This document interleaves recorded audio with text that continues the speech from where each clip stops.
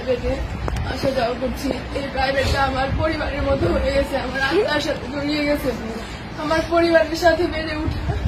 আর এই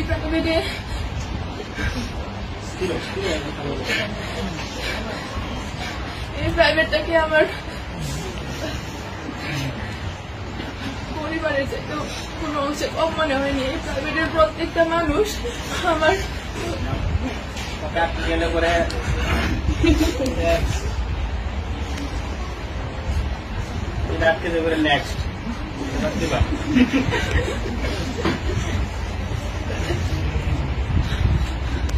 আর আমাকে সমাজকর্মের সঙ্গে শিখাইছে যে কিভাবে নিজের লুকিয়ে থাকা প্রতিভাকে জাগিয়ে তুলতে হয়, কিভাবে স্বপ্নকে বড় করতে তুলতে হয়, নিজের প্রতিভাকে জাগিয়ে তোলার প্রেরণা জাগাইছে স্যার। স্যার আমার জীবনের কিংবদন্তি, স্যার আমার জীবনের সেই সমাজকর্মী।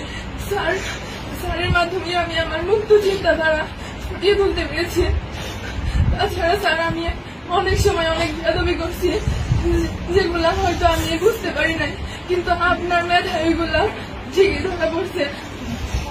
আমার বন্ধু বান্ধবদের সাথে অনেকের সাথে অনেক খারাপ ব্যবহার করে ফেলছে অনেক সময়, সবাই তোমরা আমার দৃষ্টিতে দেখবা। তাছাড়া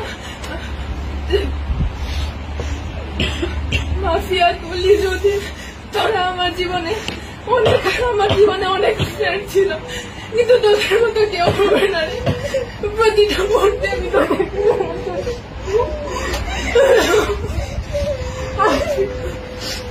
দীর্ঘ 12 বছর পড়াশোনা জীবনে অনেক স্যারের সাথে পরিচয় হয়েছে, অনেক বন্ধু বান্ধবের সাথে পরিচয় হয়েছে, কিন্তু স্বামী স্যারের মতো কেউ হয়ে উঠতে পারিনি আজ পর্যন্ত।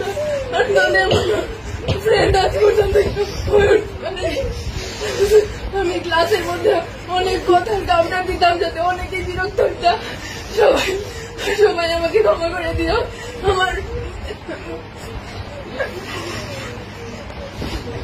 স্যার আমি সবসময় আপনার থেকে সকল ধরনের সাপোর্ট পাই আসছি স্যার। কোনো সময় আপনাকে শুধু স্যারের চোখে না, আপনাকে আমার বড় ভাইয়ের চোখে, একজন আদর্শ গাইডলাইনের চোখে দেখে আসছি স্যার। ভবিষ্যতে আমি আপনার কাছে আদর্শ একজন শিক্ষার্থী